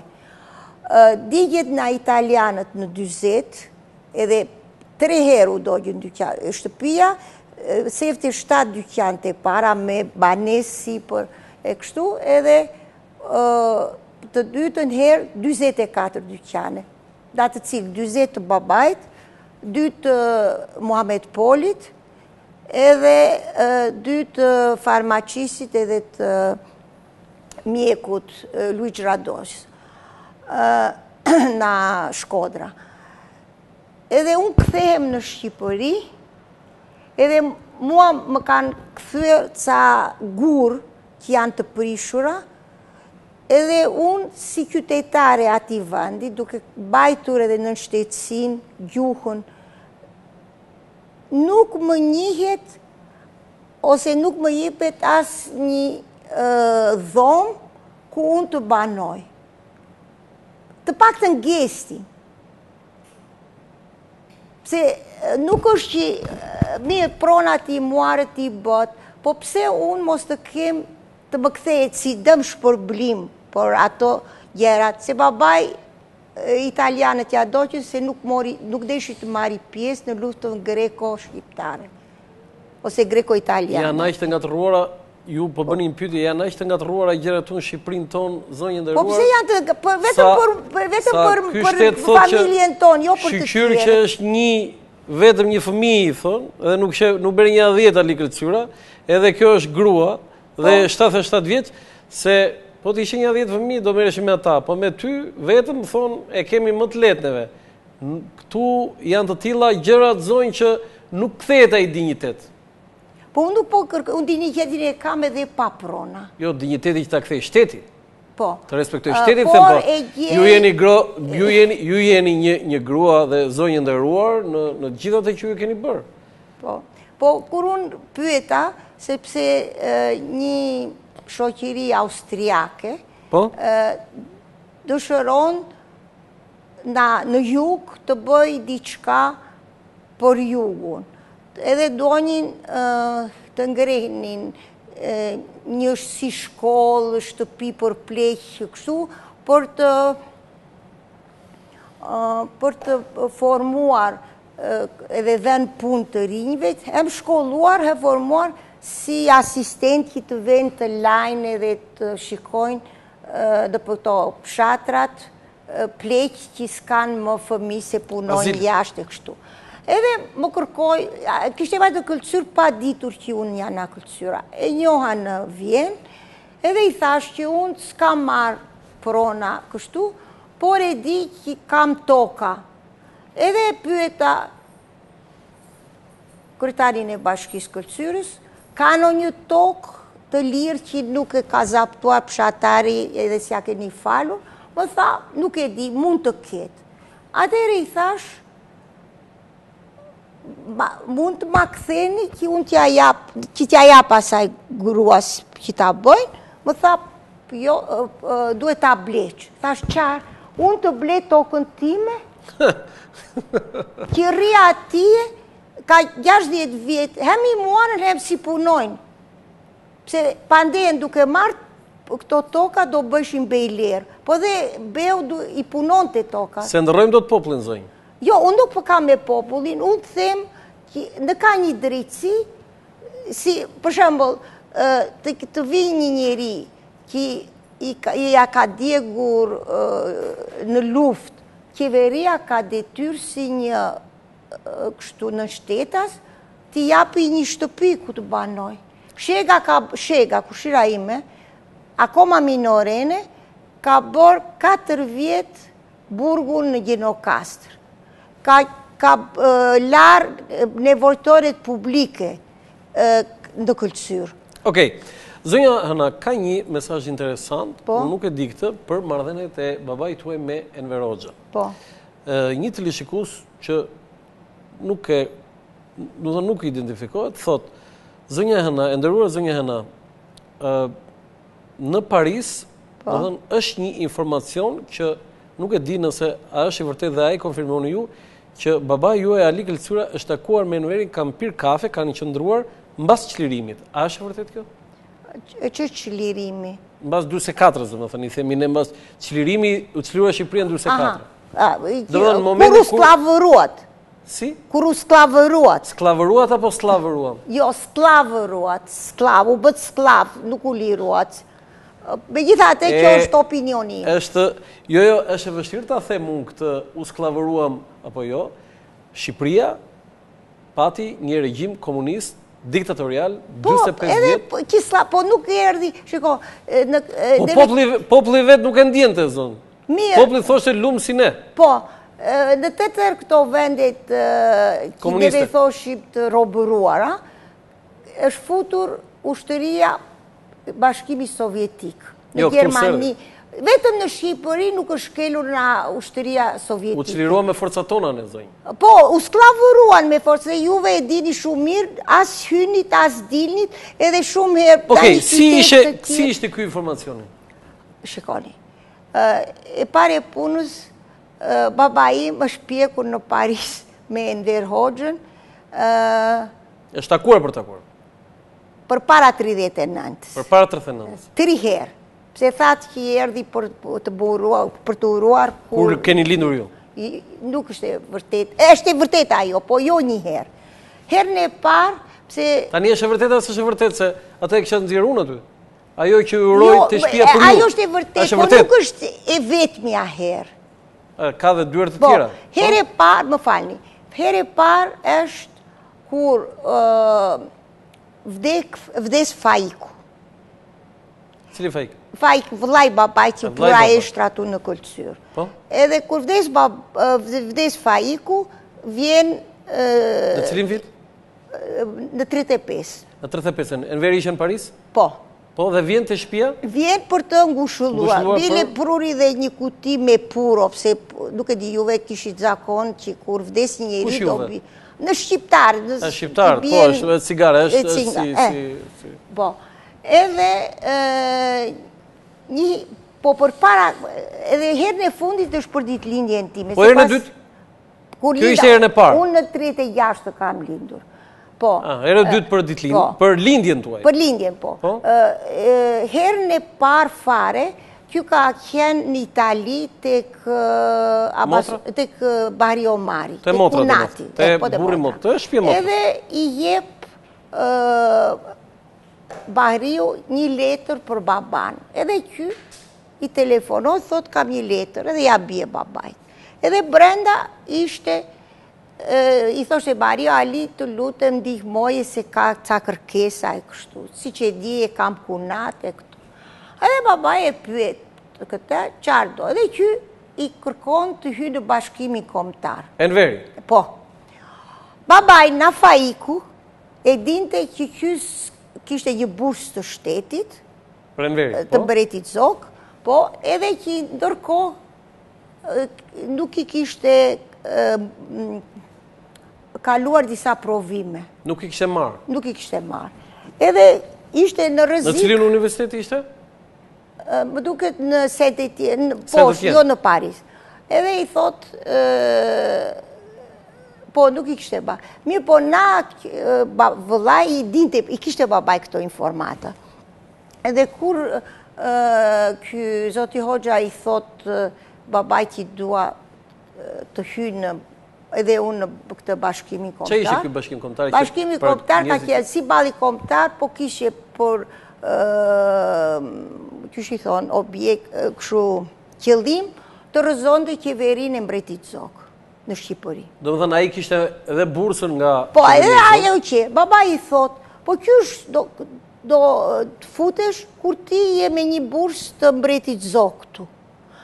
Edhe babaj i hipi, pëse këshu ishte shumë intransigjent, edhe i thot, nuk të vjen turp, edhe kjo beson... I thot Enverit, nuk të vjen turp. Ju ishit aty? Jo, si isha, po e dina babaj. Ja, të regote babaj, po. Nuk të vjen turp? Nuk të vjen turp, i tha, me parat e shtetit, ke ardhur, bën dëfrime këtu edhe nuk pëson, që neve kemi nevoj... Çfarë dëfrime bënd? Po mirë, dëfrime, kur ti nuk bën provimet, si djali i ri që ishte... Po dhe cila ishe përgjigjen Enverit? Një minut, i tha, i ke zën vandi një tjetër studentit, që mase do të kishte studiuar, edhe i tha, edhe si kur të kishe qenë parate babaj tent, tha, që të dërgoj jashtë shtetit, duhet të vinte turp, tha, se dhe babaj me djersën e tia do të kishte dërguar. Edhe unë besoj që Enver Hoxha, baban tim, nuk e ka urrejtur vetëm si kështu kundërshtar politik, por edhe për këto fjalët, që i tha. E bori rëcoke. Edhe nuk e pranoj. I tha që nuk jemi një kështu bamirëse, një organizat bamirëse. Në shtëpinë tua ishte? Po, në shtëpinë Paris. Ju mendoni që ky ishte shkaku për atë pasaj mbas luftës që Enveri kërkoi dhe e futi në listën e kriminalëve të luftës Ali Kërcura? Jo, e ka kundërshtuar kur do herë, po unë djej shof një morbozitet kundër babajt. Po? Për këtë, edhe kam pyetur disa njerëz që e njihnin Enver Hoxhën personalisht, edhe ata më kanë thënë që ka qenë shumë hakmarrës. Do me thënë, i kishe bërë kaq, ai s'ta harronte. Edhe në rinin. Ne di mirë në këtej, ne që kemi jetuar këtej, ti ke qenë ata ti më vjen. Se ke parë këtë të keqë. Kam qenë rehat, se kam patur një nene shumë të zgjuar. Nene mamaja? Mamaja time, se babaj kishte besimin më të madh në zakonet dhe në popullin shqiptar, që burrat vriten, gratë edhe familja edhe fëmijët nuk preken. Sikur doli e kundërta. Mamaja nuk e besonte këtë gjë, edhe i bëri presionin më të madh tek babaj, edhe tha, o do vdesim të tre, o do shpëtojmë të tre. Me njëherë mbas luftës, ne e shfaqëm edhe në të dokumentin letrën e Enver Hoxhës për Churchillin, emri babait tuaj ishte i pari në listë. Për këtë shikoni, pse ato, për shembull, është edhe një listë tjetër që qeveria shqiptare i dërgon një notë, qeveria, një notë me atë listë i kërkon këta. Po në momentin që ai shkron një letër personale Churchillit, që nuk është zakon të bëhet, pse qeveria shqiptare i kërkon qeverisë britanike t'i lëshohen. Po jo t'i kërkoj kryeministri, për këtë dhe Churchilli si dha përgjigje fare. Besoj që s'ja ka dhenë, se që profesor Destani në arkivat, se është edhe dhe nuk ka përgjigje, nuk ka cik... Jo, është e arkivuar, thot e erdi, bili na ka ardhur, ku ka ardhur ajo, të tëra e katë, nuk është një letër që e hodhi me një zarf në post. Edhe ju e shifni që kërkon numër 1 baban, që me i thatë Beo kishte pozitën më të lartë nga babaj, si ishte kryetari Ballit. Babaj ka qenë vetëm, po të them, vetëm për të shpërtuar Mithat Ben që të dilte, edhe mos vdiste aty brenda, e mori këtë përsipër, po babaj ka qenë vetëm antari i komitetit qendror të Ballit Kombëtar. Edhe kjo është edhe një herë, që babaj im kur edhe për mua ka qenë një mungesë tja, se babaj ka qenë shumë energjik, shumë aktiv, edhe i bënte të tëra. Pasaja, tërhiqësh e linte të tjerët, edhe që gjerat nuk shkoni kaq mirë. Kjo ishte ajo pjesa, po themi, pozitive që ju thatë për Ali Këlqyrën dhe pa diskutim që është nga figurat historike më të rëndësishme për atë që ai ka bërë, jo thjesht se ka qenë deputet, jo thjesht se ka qenë organizator në disa raste të politikave të brendshme të Shqipërisë, po edhe në emigracion. Po pyetja ime është, cili është gabimi që ka bërë në jetë babai juaj? Për mua. Për ju, për ju. Mase ai ka qenë si analist shumë i mirë të tëra, mase një gabim që mund të bëhet në rini, ose e ka bërë këtë gabimi, që pa ndeshte që gjerat bëhen kështu në 2-3 ditë. Shqipëria vinte në një pushtim otoman, ose Osman që thoni juve, prej 5 shekuj. Babaj pa ndete që në pak javë do bëhësh Zvicra, e dytë në Zvicra në Balkan. Shif një propozimin që i bën për gruan shqiptare. Kërkon, se babaj nuk është Enver Hoxha, si thonë tërkohën. Babaj ka kërkuar të drejta të barabarta për gruan. Edhe ky propozim është refuzuar në parlament, se thanë nuk është koha që gruaja shqiptare të ketë më të drejta dhe të jetë më e lirë se që është gruaja italiane, frenge ose franceze. E dini juve që gruaja italiane për herë të parë ka votuar në 1928. Babaj donte që në 20. Bile, kur ka madhur në 2007, ishte një zonë që ka dhuruar një libër, që mjerisht u zhduk, ku ishte shkruar për baban edhe për gruan shqiptare. Babaj, duke qenë vetë jurist, kishte bërë kërkesa dhe propozime, edhe kysh të ishte gruaja shqiptare e mbrojtur kur të ndash në buri për fëmijët e kështu. Gjë që sot është aktuale, po jo në 20. Qartë. Cilat ishin marrëdhëniet e Ali Këlqyrës, po edhe tuaja, me familjet e mëdha shqiptare? Kjo fotografi është një moment nga ceremonia e varrimit në Romë. Kush është personi që po lexon letrën? Profesor Koliqi. Ky është profesor Koliqi, Ernest Koliqi. Po, është duke lexuar fjalimin, është duke mbajtur fjalimin. Mbajt një fjalim për vdesje. Përgjithsisht i mbante babai gjithmonë, për të tjerët, vetëm 3-4 muaj përpara, po në këto Varreza ka mbajtur fjalimin për Medibe Frashëri, që e ka vetëm 5 metror më larg është varri tja. Ish kryeministri i Shqipërisë. Po, që juve këtu nuk e vini kur në dukje, sepse ka qenë regjent në kohën e Gjermanëve. Në kohën e Gjermanëve regjent ka qenë edhe Lefnosi. Një fytyre e shkëlqyer, isha më 25 nënton. Po shkatua zonjë? Jurdon? Jo, 1 mëndon. Isha në Elbasan, një bust, u bë të tërë fjalë.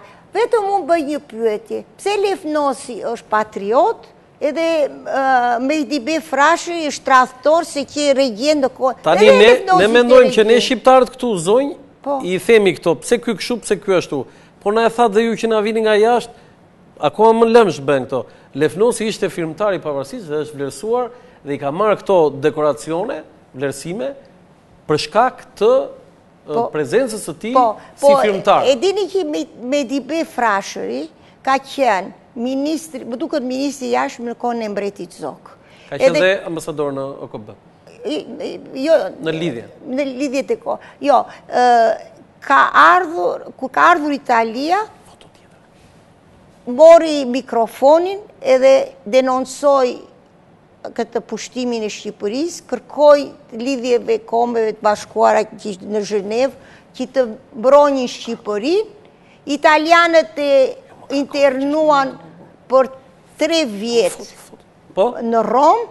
Sigurisht, internimi i Mehdibeut, se italianët nuk ishin barbar si sovjetikët ose gjermanët, nazist. Ky është momenti? Ky është e Qirëmbej Vlora? Ky është e Qirëmbej Vlora. Në Rom. Kjo në të majtjen ju? Po ja. Në të djathin ju, mamaja juaj? Po. E Qirëmbej Vlora jeton dhe me ju atër? Me ju kemi jetuar me baban e kështu 8 vjetë së bashku. A, qa personazhi është ky zëj? Po, unë, për mua është babaj dytë. E kam shumë për zëmën si personazh, edhe pse i gjej dhe gabime. Gabime ka çdo njeri, për njeri perfekt s'ka. Se kur kam parë Qirëmbej Vlorën, atë të madhin e Qirëmbej Vlorës, duke i raportuar Jakomonit, më këmbësit të Viktor Emanuelit. Po, ma keni thënë, po, e Qirëmbeu është një njeri që dinte protokollin edhe rregullat. Protokolli duke i raportuar pushtuesit zonjë. E dini një epizod, nuk e di në ja u kam të reguar, me profesor Koliqin. Babaj kishte shumë admirim për profesor Koliqin. Edhe shumë herë kur e pikte, e takonte, i thoshte, more Ernest, qysh ti pranove të bashkëpunosh me italianët? Nëse ai nuk i përgjigjesh, po ja thoshte shumë herë. Sa i thash një dite, po bolja ke thash 100 herë.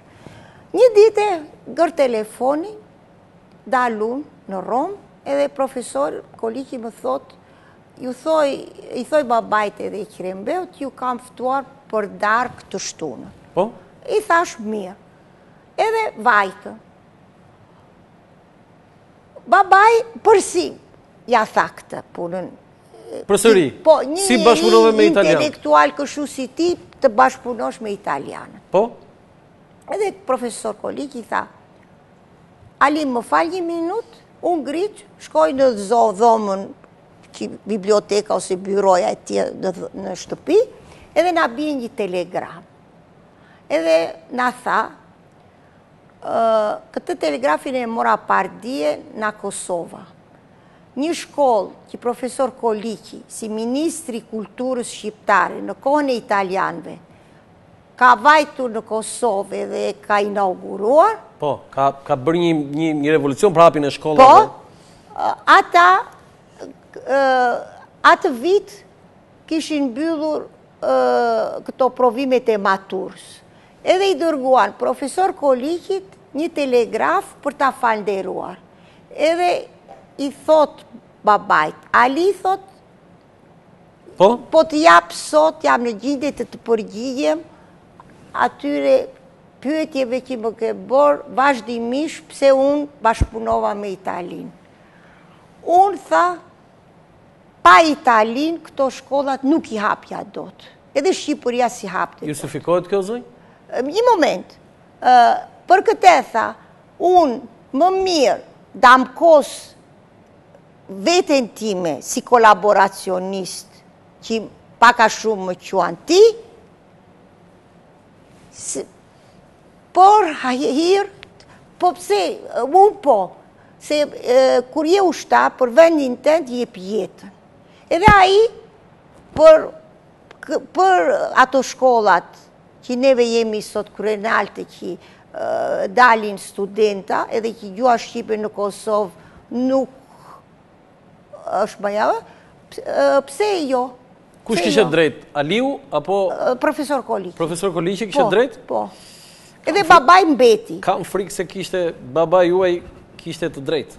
Mirë, çdo njeri ka opinionin, ne jemi në një diktaturë. Unë e gjykoj kështu, ju e gjykoni ashtu. Cili ishte marrëdhënia e babait tuaj me personazhe të tjerë? Ju folët për Ernest Koliqin dhe e keni njohur vetë profesor Koliqin. E dini zoj që ne se njihnim fare në Shqipëri Ernest Koliqin? Po sigurisht se vëllain e tia ja kishit burgosur atë Do Mikelin, si prif që ishte. Si ishte për ju Ernest Koliqi? Për mua Kemi shumë etje për ta ditur si ishte Ernest Koliqi. Se vetëm mbas 90-s kemi lexuar libra dhe ishte shumë humor, ishte, që thon francezët, bon viveur, i pëlqente gjella, vera, këto, po ishte një njeri që ndaderonte nga pikpamja e kulturës. E çfarë do të kishin bërë komunistët po mos ikte? Copa ta kishin, po ta kishin varur. Publicitet, rikthehemi në pjesën tjetër të emisionit.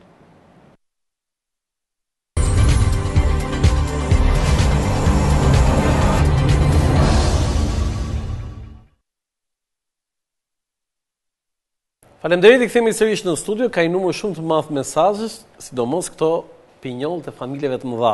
Por përpara se të kalojmë, janë disa pyetje shumë interesante. Ju lutem na tregoj atë momentin kur takohet Fanoli me Xhaxhain e babait tuaj në parlament. Islamben. Baba ishte në parlament, edhe kur dilin, mas e bëjnë edhe sot këta parlamentarët, vedin në një restorante dhe hajnë të tërë së bashku. Vjen babaj edhe gjen në vendin e ti një letër nga Xhaxhai, i cili i thot ka ardhur nga Kulcyra, edhe po kaloj të takoj.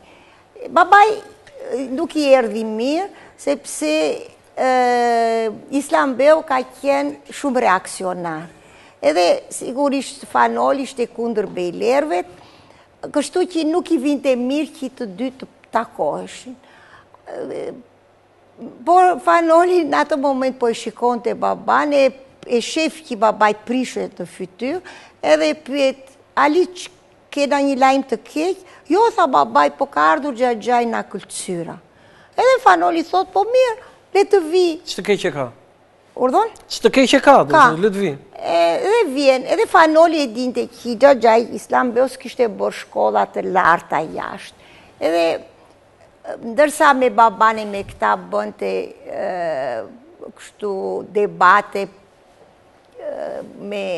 për politikë, për gjëra, me njëherë me Islamben filloi një bisedë me një gjuhë që shumë të ullët, duke folur nga bujqësia, nga baktia. Fanoli me Xhaxhain. Xhaxhain. Edhe dërë shumë gjera i kallëzon që kishte kështu, që shi thonë, bler 6 dhi nga Malta. Kush? Fanoli, se donë të qumësh. Që bler Fanoli? Po, i kishte porositur e kështu. Atere, Xhaxhai se dinim këta anë të Fanoli, dinim që blinte libra, po jo dhi? Jo, 6 kështu malteze. Dhi malteze i kështë bler Fanoli? Po, edhe Islambehu i thot, i mësot, thot, unë vina Kulcyra, pse s'më dhe ti kisha pru, neve plot dhi kemi. Jo, i thot Fanoli, këto ja të veçanta, thot, se prodhojnë më shumë e kështu. A, i thot Islambehu, nuk e dinja, thot, që të kafshët pas ka ndryshime, edhe të njerëzit jemi të tërë njësoj. E qa i thot i mësot Noli? Pasaj ngrien edhe i tha vetë babajt që Ali tha që nga izgjuar Xhaxhai. Se kuptoj atë patë. Është edhe një gjë, me të vërtet, këta bejlerët të Kulcyrës sigurisht kanë qenë kështu jo demokratë, po në sjelljet e tyre kanë patur disa gjëra, mase për këtë dhe populli, të themi të drejtën, derisa erdhi komunizmi, nuk janë rebelluar. Për shembull, kemi patur një trim, përpara ishte shërbëtor, po pastaj u bë bodyguard i babait, shaqo e vgjit ishte, po shumë i bukur, i gjatë kështu. Edhe nuk e di pse Islambeu ka qenë shumë impulsiv. Edhe i thot këtia, nuk e di pse i jep një pollem shaqos. Po? Në sytë 10-15 njerëzve. Edhe shaqo i thot, bej të keqja, thot, më vjen keq që t'ju nxit dora, se faqja ime u zbarth nga dora e zotrisat. Po? E kuptuat? Po. Atëre Islambeu i tha, në sytë të tyre, jo që e thirim në dhomë, edhe i thot, shaqo, më falë, se më shkau dora, po je shumë i zgjuar dhe kjo përgjigja jote më pëlqeu pa mas. E bukur kjo. Ka ardhur një mesazh nga, duhet jetë, do thënë, pasardhës të familjes Toptani, që ju keni pasur marrëdhënie, dhe pyetja është shumë interesante. Unë po përmend madje zonja Hëna, çfarë duhet bëjnë shqiptarët të kthehen në mënyrë të kthehemi në identitetet, të ngjajmë përsëri të parëve tan? Jo. Të përshëndes Ervina, sepse pyetja është me vërtet shumë interesante, duke pasur parasysh që familja Toptani nga familjet po me aq emër sa familja Kryqëzyra, po me ato nga rresat historike që ne tashmë i dim, por ju cila është lidhja juaj me familjen Toptani? Pardon? Lidhja ime me familjen Toptani nga mamaja. Po? Kam lidhje. Si, nga mamaja? Halla e mamas, do me thënë motra e Salipash Vrionit, të gjyshit tim, ishte martuar me një Toptan. Halla? Halla. Motra e Salipash gjyshit. Motra e babait? E mamas, tash vetëm nga mamaja. Motra e babait mamas? Motra e babait mamas. Po. Ishte martuar me një Toptan, e cila bori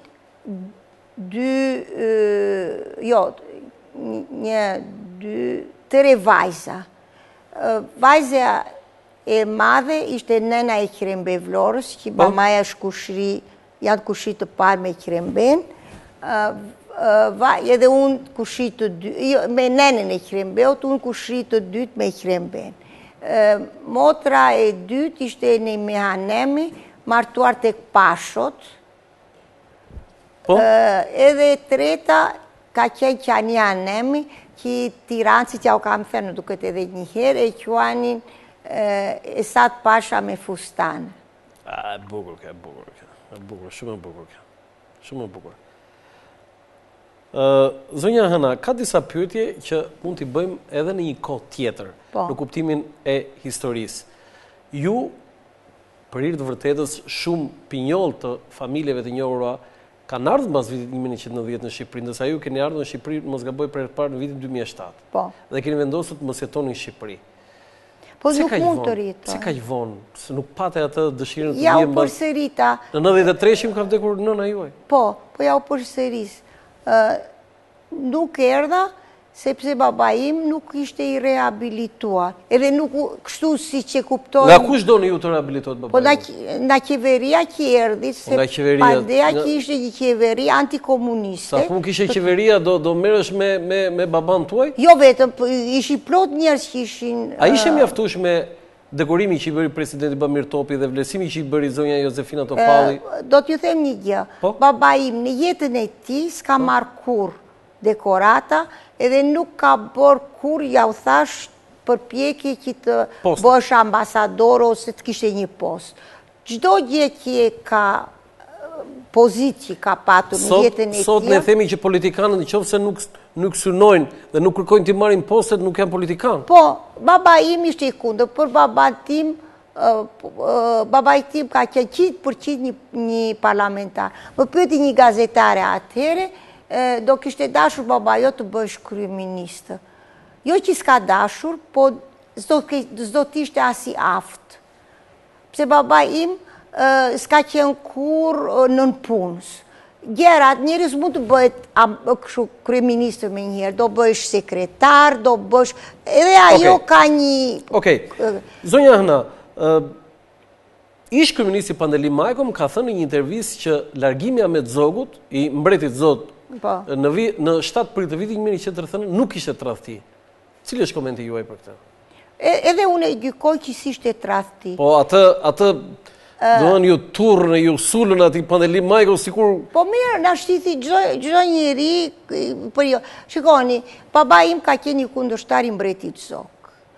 Edhe nëse më kanë kundërshtuar që nuk është gjetur që telegrafi, unë e di 100% që babaj me zbarkimin e italianëve në Shqipëri, tërë komiteti i bashkimit kombëtar ka dërguar një telegraf mbretit Zog ose qeverisë që të qëndroni se tërë opozita ishte gati të vinte ta mbronte, do të thënë të bashkëpunonin bashkë. Edhe kjo është prova më e mirë që kur dualëm jashtë, edhe aleatët e liruan baban në kampi për qëndërimit, gje e parë që bëri babaj deshi një bashkim të rrymave politike antikomuniste. Edhe i tharë që po ti je një ndales për neve se ti je kundërshtari më i rrept i mbretit Zog. Edhe babaj tha, unë kam qenë kundërshtari, po sot e lyp interesi i vendit. Për këtë unë do t'i zgjas dorën edhe do bashkëpunoj me të. Kaq më shumë që unë e kam kundërshtuar politikën e jashtme të mbretit Zog. Po nuk është që kisha një rivalitet se Mëzuri, se unë s'kam patur kur mend të bësha mbretësia ai.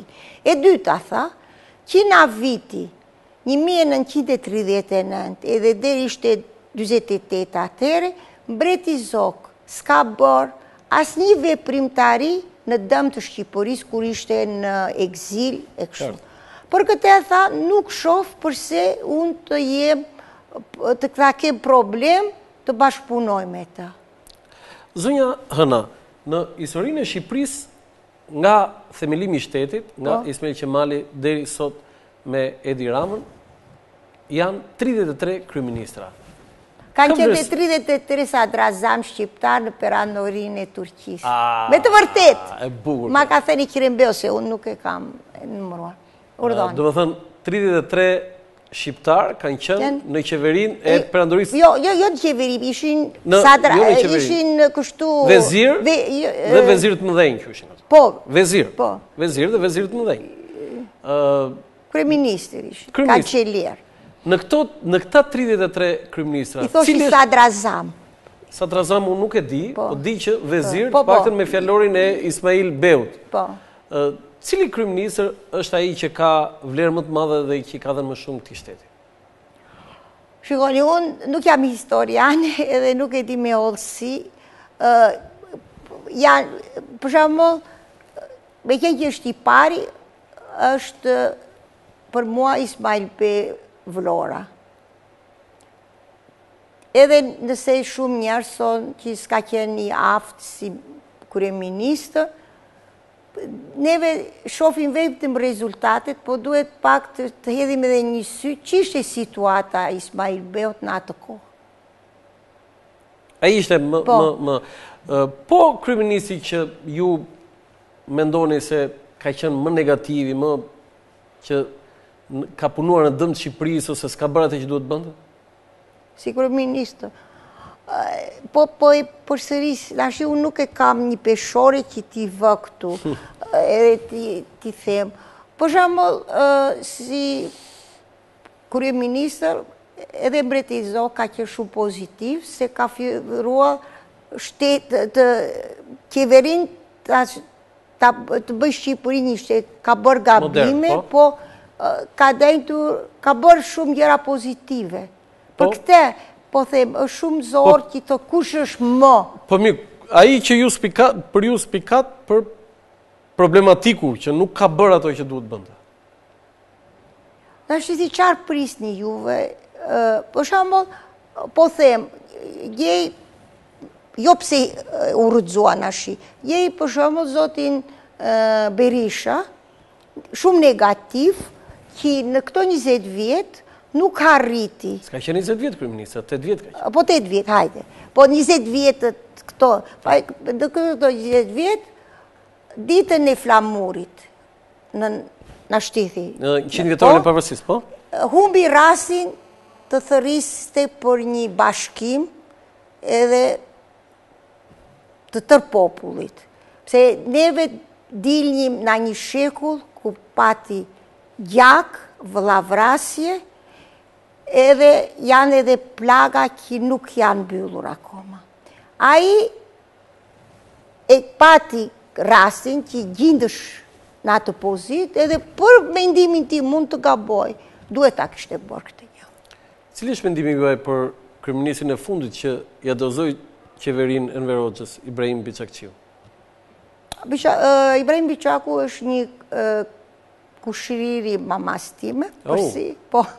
E dini këtë që ka dorëzuar me gjitha rregullat? Unë nuk e di që ja të ka dorëzuar kështu si që dorëzohet në një... Jo, dhe sot se dorëzojnë fare sot, po... Po, dhese, unë di mjerisht që Ibrahim Biçaku, kur erdhën Gjermanët këtu, e zgjodhën si kryeministër, ose dhanë pëlqimin, sepse a i kishte studiuar në Austri, në Gjermani, edhe ka patur... Deutsche Kultur. Deutsche Kultur. Ka patur një grup këtu, që ishin konservator, liberal, të djathtë të mëjt, bolë që kishin studiuar gjermanisht, që ndiheshin si një shoqat e përbashkët. Lobby, thonë sot. Po, mjerisht, ky Ibrahimi ka qenë djali i një babajt shumë të zgjuar, ky nuk e kishte atë nivelin, edhe për mua ka bërë një akt jo të bukur, se si kryeministër ishte në dijeni të një dokumentit, që kysh, se Gjermanë nuk është që do rrinjë këtu edhe i dëbuan komunista, ata e kishin në program të tërhiqeshin. Se po... Dhe ja tregoi Enverit? Nuk e di në Enverit, po ja u kaloi këtyre partizanëve, ja u tregoj. Ja u kaloj dokument, një kopje. Po pra ja u tregoj dokumentin, informacionin që Gjermanët do të rriqeshin. Po, edhe datat e të tëra. Në ka bërë Ibrahim Biçakçiu. Po, ai e ka bërë. Pa ishte kryeminist edhe e ka bërë. Pa i nuk ka bërë keq, mirë ka bërë. Për juve, mas e mirë, për mua, keq. Pse? Se ishte njërë kundër interesave të tia, vetëm që i shpëtuan jetën për atë fitoj. Kush e shpëtoj jetën? Po, komunistë tuk e vranë. Po, vuajtja, man. Vuajti. Po, vuajti, i të tërë vuajtën. Ti kështë qenë kryeministre. Po, ju e qoni gabim faktin që a ju tregoj partizanëve që Gjermanë po të rriqen? është një tradhti të jesh kryeministër dhe armiku... Po tradhti është kur tradhton popullin tënd, jo pushtuesit. Pardon? Gjermani s'ka qenë pushtues, këtë nuk do të lodhe, pushtues ka qenë Italia. Ne po themi edhe për Turkun s'ka qenë pushtues 500 vjet. Jo, si u ka bë kjo qenë punë zonjë? pushtues, jo. Gjermani... E ke dëgjuar këtë që thonë që turqit nuk ka qenë pushtues? Jo, se kam dëgjuar. Është teza më e re kjo. 500 vjet nuk ka qenë pushtues. Se çfarë bën ata 500 vjet këtu? Ka qenë pushtues, nuk na kanë lënë shkolla, nuk ka... Mase e kuptojnë jo si pushtues, sepse shumë shqiptar kanë patur pozita shumë të larta në perandori. Po kjo vjen nga vetvetja. Okej. Pas 500 vjetëve... Zonjë, unë nuk i lexoj dot më, do të thënë numrin e madh të mesazheve, megjithatë unë i përshëndes të gjithë. Dhe një pyetje kështu nga mbas 90-s, keni ndonjë kryeministër që e vlerësoni? Unë nuk i njoh se nuk banoj në Shqipëri. Jo, kryeministrin e Austrisë, të Shqipërisë. Pardoni? Kryeministrin e Shqipërisë, jo të Austrisë, se ju jetoni atij, është normale. Po për këtë nuk mos jetuas mu ta gjykoj, pse... Okej. Unë të falenderoj shumë zonjë që ju kisha, ishte kënaqësi, kjo ishte bisedë me të vërtet shumë e këndshme. Shpresoj që të gjithë të kenë ngjallur. Shpresoj edhe për dëgjuesit. të jetë e njëjta, për disa, se të tërë jo. Ishte kënaqësi. Të nderuar televizionistë. Po ashtu edhe për mua, ju falenderoj që më ftuat për herën e dytë, pasi do kemi rastin edhe një herë të takohemi për një rast një çik për mua më pak të hidhur se sot. Okej. Të nderuar televizionistë, ky është emisioni im për sot nga ora Leqafoku natë mirë. Nesër në orën 13:00 ritransmetim.